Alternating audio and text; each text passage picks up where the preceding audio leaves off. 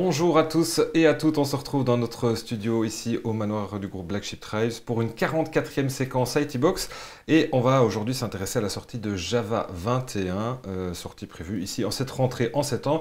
Une sortie majeure, on va en parler, donc avec une version importante et on va en parler avec notre spécialiste interne chez Onirix. Je me trouve avec Loïc Magnet, bonjour. Bonjour Mathieu. Développeur senior et architecte donc Java chez Onirix du groupe Black Sheep Tribes. On va d'abord parler de cette sortie importante, on l'a dit. C'est quoi les grandes nouveautés? Alors, on a 4 grandes nouveautés qui vont faire que cette version est vraiment importante pour les changements qu'elle amène. La première chose, ça va être les Sequence Collection. On avait des collections en Java depuis un petit moment, mais il n'y avait pas de collection où il y avait un ordre bien défini, ou pas une API uniforme pour adresser ce besoin, donc retrouver le premier ou le dernier élément, il n'y avait pas ça.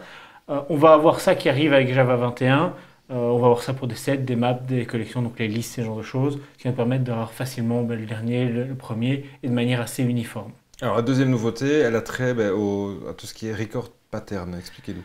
Alors, depuis Java 16, si je ne dis pas de bêtises, on a les records, qui sont des structures de données, mais qu'on dirait plates, donc c'est juste des données qu'on peut stocker dedans.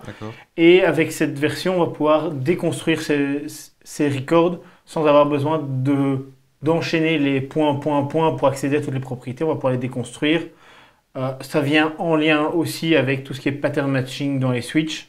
Avant Java 16, on devait encore caster tous nos types si on a différents types. Avec Java 16, on a pu se passer du casting et avec Java 21, on va pouvoir enfin déconstruire nos objets. C'est encore plus de facilité pour nous en tant que développeurs quand on utilise ce genre de choses. Ouais, donc une bonne chose. Alors la troisième nouveauté, c'est quoi? C'est le pattern matching dans les switches. Okay.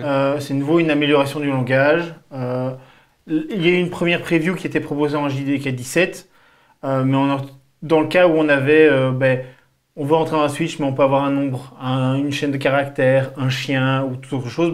En gros, on se retrouvait à faire des if-else pour tous les cas.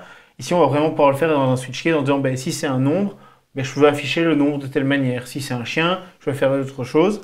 On va même pouvoir aller plus loin que ça. On va pouvoir dire si le chien est un chihuahua, je peux faire vraiment quelque chose de spécifique et vraiment raffiner tout ça.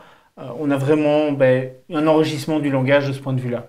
Quatrième nouveauté, Virtual Threads, ça a trait à ça justement. Oui. Alors en Java, on avait des threads. Les threads se permettent de faire du multi-threading, donc avoir plusieurs process en parallèle. Mais jusqu'à présent, ils étaient relativement coûteux, tant en mémoire qu'en CPU. Et donc, il fallait les utiliser avec un peu d'attention. Et en plus, les API n'étaient pas nécessairement les plus intuitifs pour les développeurs, ce qui amenait généralement à beaucoup de problèmes. Avec le JDK 21, on vient avec les virtual threads, qui sont des threads légers, donc avec une consommation mémoire beaucoup plus réduite, avec des API qui vont permettre d'avoir une plus grande facilité dans la manière dont on l'utilise, donc plus facile à écrire, plus facile à maintenir. En gros, ça va rendre tout ça beaucoup plus simple. Et alors, il y a beaucoup de gens qui utilisent des frameworks et on ne les voit pas ces threads, mais ce qui va se produire, c'est que fait, ces frameworks vont adopter les virtual threads et qui vont du coup permettre de gagner en performance, ce genre de choses, sans qu'on ait grand-chose à faire. Typiquement, Spring a annoncé que ça serait dans Spring 6.1 et donc Spring Boot 6.2 qui vont les intégrer. Alors, ce sera sans doute un opt-in à faire, mais donc ce sera présent dans ces futures versions. Alors, en conclusion, on a parlé des nouveautés. Est-ce que cette sortie, elle est aussi bien qu'annoncée? Je pense qu'elle est très riche, elle va sans doute être supportée pendant un moment, parce qu'il y a vraiment des choses très intéressantes qui vont faire évoluer la manière dont on développe. Alors, de nouveau, on n'est pas dans un cas où on va casser ce qui se passait, donc les gens pourront utiliser Java tel qu'ils l'ont fait. Mais je pense qu'il est vraiment intéressant d'aller se poser des questions et d'aller creuser un petit peu les sujets.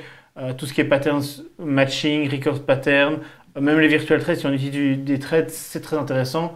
Et je pense que le meilleur endroit pour faire ça, c'est d'aller voir vraiment ce qui est prévu dans la release et voir les différents jets parce qu'il est vraiment détaillé sur comment on peut utiliser ce genre de choses. Alors, quelques petites déceptions? Pas pour moi dans cette version-là. On a vraiment des versions incrémentales. Et j'ai envie de dire, comparé à Java 20, celle-ci est vraiment beaucoup plus riche en ce qu'on pourrait utiliser. Et à côté de ça, il y a encore plein de choses qui sont en preview qui permettent d'avoir une idée de ce qui va arriver par la suite encore. Alors, on sait que chez Onirix, voilà, on aime bien participer aussi à la communauté Java. On avait fait un meet-up en juin. Ici, il y a la Devox, il y a votre t-shirt qui, qui le dit, où on sera en nombre, on aura un stand, etc. Et évidemment, ça va alimenter les discussions Java 21. Tout à fait. Il y a quelques talks qui vont vraiment se centrer sur qu'est-ce qui arrive dans Java 21, comment Ouais. l'utiliser, Ouais. et qu'est-ce qu'on devrait connaître en tant que développeur dans ces nouvelles versions. Ça va être un des thèmes de la Devox, entre autres. Ok. Et dernière question, si on veut aller plus loin, comment est-ce qu'on se renseigne comme ça sur le Java 21? Comme je le disais, allez voir la documentation de Java qui décrit ce qu'il va y avoir dans Java 21 avec les différentes JEP, donc les différentes spécifications et la description complète de ce qui est dedans. Et sinon, on parlait de Devox. Quelques jours après Devox, les vidéos, pour les malheureux qui n'auront pas pu y aller, seront disponibles. Donc ce sera aussi un moyen de suivre les vidéos sur YouTube, sur la chaîne de la Devox. Ok, Devox, où on sera évidemment présent en nombre à Anvers. Merci Loïc pour tous ces renseignements sur Java 21. Et merci à vous de nous avoir suivis. On se retrouve très bientôt pour une nouvelle IT Box. Et puis en attendant, vous pouvez retrouver toutes ces vidéos sur notre page YouTube Black Sheep Tribes Network. Au revoir. Au revoir.